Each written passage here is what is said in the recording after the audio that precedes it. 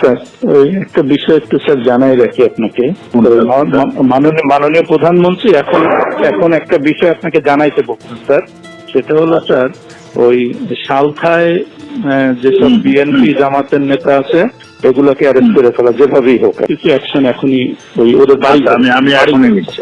আর politically sir ওরা যেহেতু পড়বে আমাদেরও একই রোল এখন।